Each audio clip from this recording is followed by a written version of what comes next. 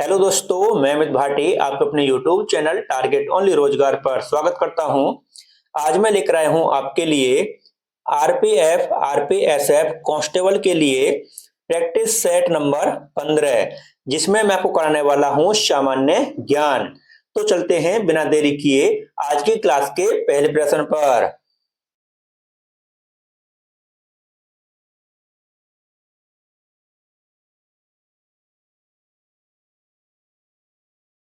केंद्रीय नियोजित अर्थव्यवस्था में साधनों का विनिधान निम्नलिखित में से किसके द्वारा किया जाता है? तो आपका सही उत्तर है ऑप्शन डी, सरकार एवं कीमत तंत्र दोनों। आपका अगला प्रश्न, फसल चक्र से किस प्रकार का लाभ प्राप्त किया जाता है? तो दोस्तों इसमें तीन निष्कर्ष दिए हुए हैं, जिनमें से आपको बताना है कौन सा सही है। तो दोस्तों पहला निष्कर्ष है, एक ही भूमि से कई प्रकार की फसल ली जा सकती है। तो दोस्तों बिल्कुल सही बात है। खरपतवार नहीं पनप पाते हैं। तो दोस्तों यह भी बिल्कुल सही बात है। दूसरा सही है इसमें, मिट्टी की उर्वरा शक्ति प्राकृतिक रूप से बनी रहती है। तो दोस्तों यह भी बिल्कुल सही बात है। तो दोस्तों पहला, दूसरा और तीसरा तीनों सही हैं। ऑप्शन देखते हैं दोस्तों। ऑप्शन डी आपका सही उत्तर है। पहला, दूसरा एवं तीसरा सही है। आपका अगला प्रश्न,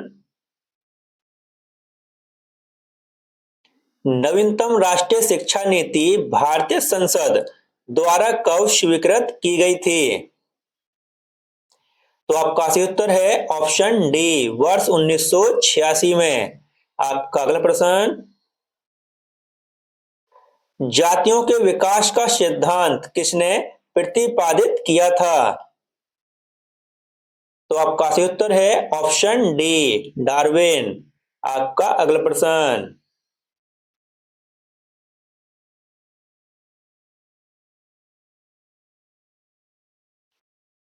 काली मिट्टी का सबसे अधिक क्षेत्र किस राज्य में है?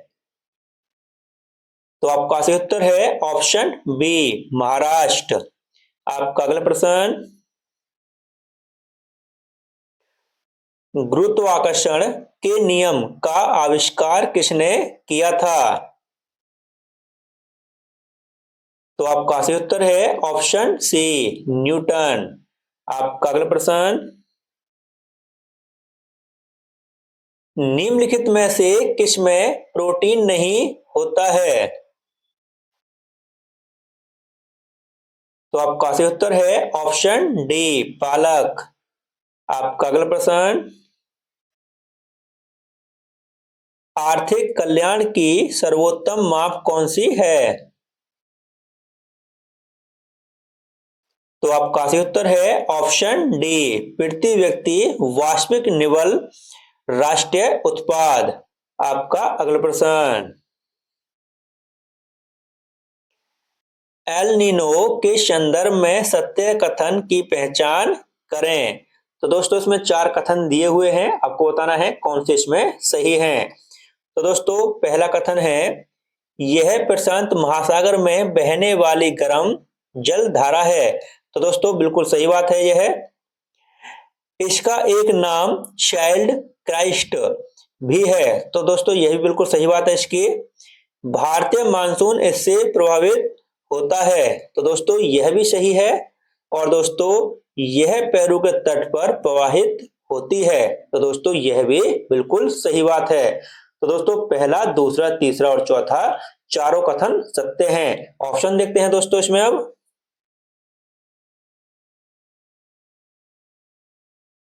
तो आपका सही उत्तर है ऑप्शन डी, सभी सत्य हैं। आपका अगला प्रश्न, लघु और कुटीर उद्योग किस लिए महत्वपूर्ण है? तो आपका सही उत्तर है ऑप्शन ए, ये बहुतों को रोजगार प्रदान करते हैं। आपका अगला प्रश्न, व्यापारिक बैंकों द्वारा जनित साख का नियंत्रण कौन करता है? तो आपका सही उत्तर है ऑप्शन डी, भारतीय रिजर्व बैंक। आपका अगला प्रश्न, भारत में अंग्रेजी शिक्षा किसने प्रारंभ की थी? तो आपका सही उत्तर है ऑप्शन बी, लॉर्ड मैकाले। आपका अगला प्रश्न, पुलकेशिन द्वितीय की ऐहोल प्रशस्ति की रचना किसने की थी? तो आपका सही उत्तर है ऑप्शन बी, रवि कीर्ति। आपका अगला प्रश्न, निम्नलिखित में से कौन सी स्थलाकृति ज्वालामुखी क्रिया से संबंधित नहीं है? तो आपका सही उत्तर है ऑप्शन डी, फ्योर्ड। आपका अगला प्रश्न,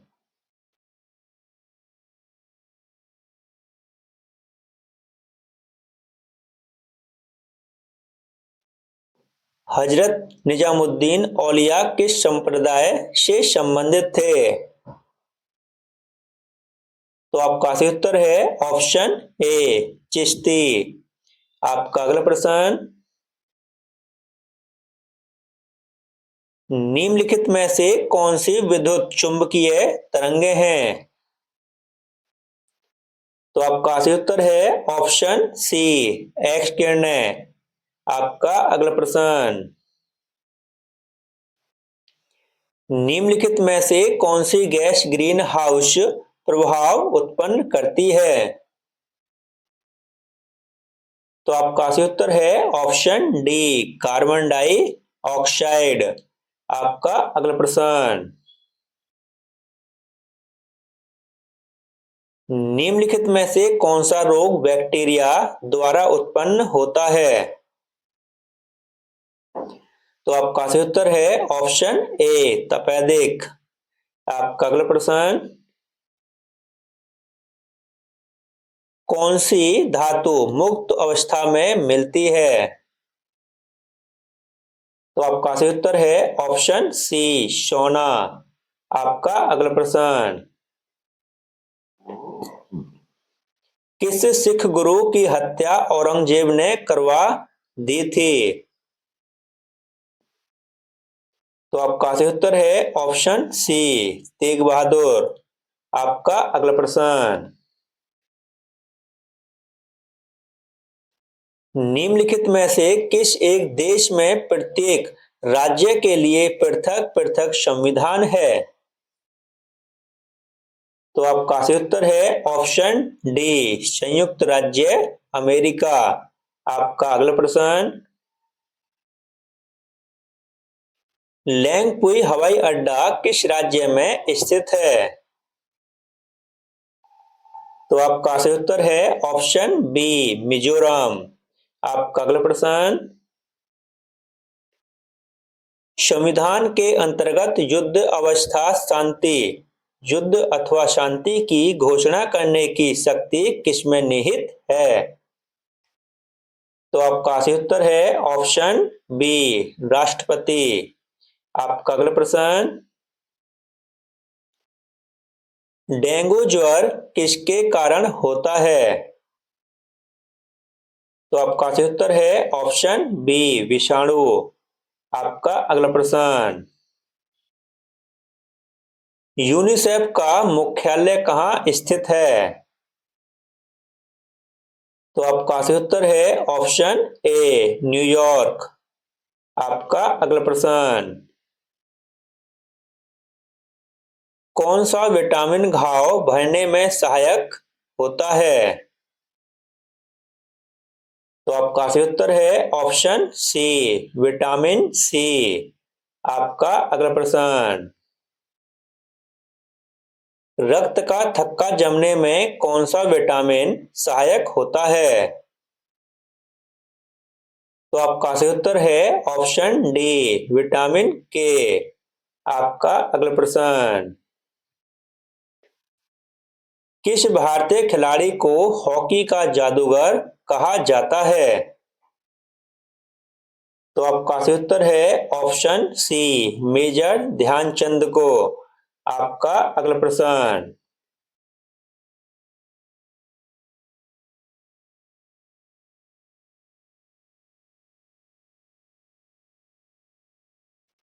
निम्नलिखित समितियों में से कौन सी समिति संसद की स्थायी समिति है? तो आपका सही उत्तर है ऑप्शन डी, ये सभी। आपका अगला प्रश्न, सोनार किसके परावर्तन पर कार्य करता है? तो आपका सही उत्तर है ऑप्शन सी, ध्वनि तरंगों के। आपका अगला प्रश्न, कुष्ठ रोग के जीवाणु की खोज किसने की थी? तो आपका सही उत्तर है ऑप्शन ए, हैंसन। आपका अगला प्रश्न, दुग्ध उत्पादन में भारत का विश्व में कौन सा स्थान है? तो आपका सही उत्तर है ऑप्शन ए, पहला। आपका अगला प्रश्न, नवयुग क्या है? तो आपका सही उत्तर है ऑप्शन बी, विद्युत लोकोमोटिव। आपका अगला प्रश्न,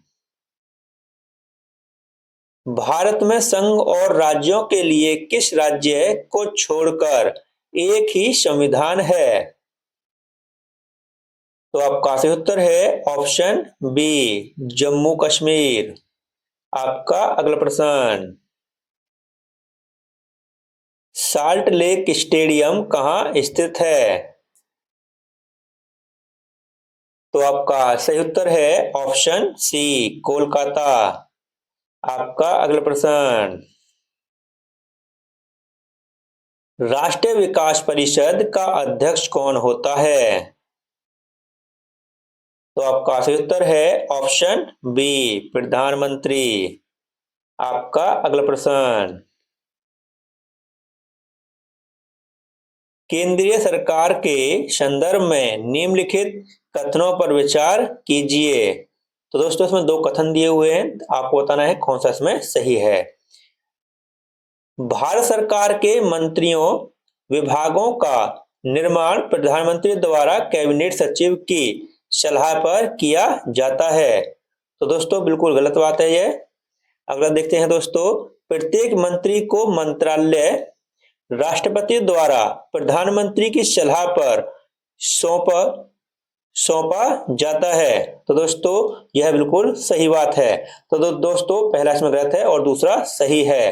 तो दोस्तों ऑप्शन बी आपका सही उत्तर है, केवल दूसरा सही है। आपका अगला प्रश्न, वर्ष 1909 में नासिक में मजिस्ट्रेट जैक्सन की गोली मारकर हत्या करने वाला क्रांतिकारी कौन था? तो आपका सही उत्तर है ऑप्शन डी, अनंत कानेरे। आपका अगला प्रश्न, सागौन के वृक्ष किन वनों में पाए जाते हैं? तो आपका सही उत्तर है ऑप्शन बी, मानसूनी। आपका अगला प्रश्न,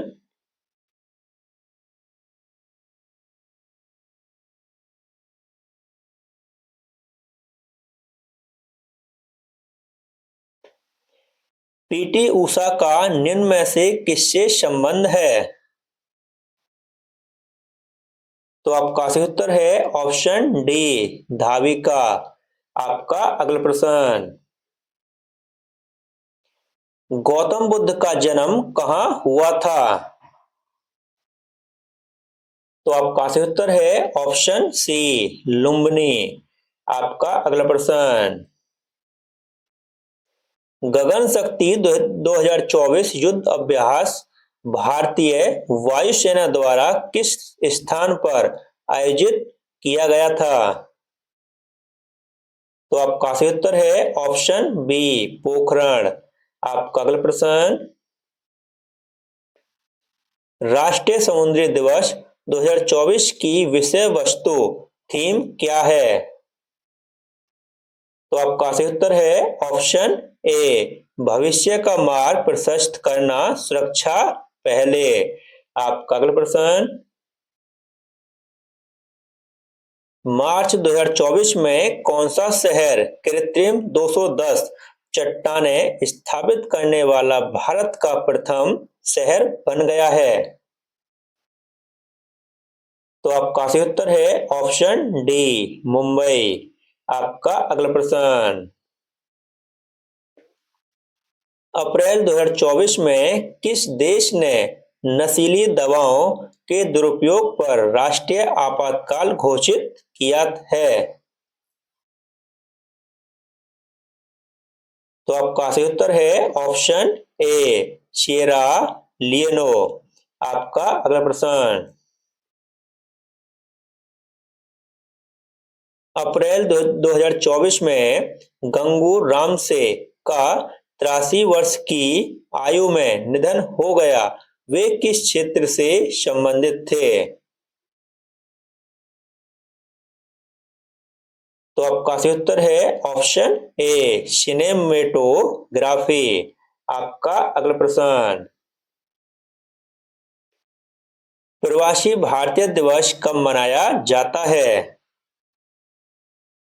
तो आपका सही उत्तर है ऑप्शन ए, 2 जनवरी। दोस्तों प्रवासी भारतीय दिवस मनाया जाता है 9 जनवरी को। दोस्तों ये गलत है, इसमें ऑप्शन दोस्तों 9 जनवरी को प्रवासी भारतीय दिवस मनाया जाता है। ठीक दोस्तों, ये ऑप्शन गलत है, इसको गलत कर देना। ठीक है, 9 जनवरी। ठीक है, आपका अगला प्रश्न, मध्य रेलवे का मुख्यालय किस शहर में स्थित है? तो आपका सही उत्तर है ऑप्शन सी, दिल्ली। दोस्तों मुझे लगता है इसमें कुछ मिस्टेक है, एक बार मैं चेक करता हूं। ठीक है दोस्तों इसका भी आंसर इसमें गलत दे रखा है। इसका जो सही उत्तर है वह है ऑप्शन डी, मुंबई। आपका अगला प्रश्न, हॉस्पिटल आने हॉस्पिटल आने व्हील्स किन हॉस्पिटल आने व्हील्स किस ट्रेन को कहा जाता है? तो आपका सही उत्तर है option B, option C, life life line express. ठीक दोस्तों, हॉस्पिटल आने हॉस्पिटल आने व्हील्स किस ट्रेन को कहा जाता है? लाइफ लाइन एक्सप्रेस को। ठीक दोस्तों, ऑप्शन सी आपका सही उत्तर है। आपका अगला प्रश्न, भारत में सबसे तेज चलने वाली ट्रेन कौन सी है? तो आपका सही उत्तर है ऑप्शन डी, गतिमान। और दोस्तों इसी के साथ हमारी क्लास यहीं समाप्त होती है। अगर आपको हमारी क्लास अच्छी लगी हो तो हमारी वीडियो को लाइक और सब्सक्राइब करना न भूलें। धन्यवाद।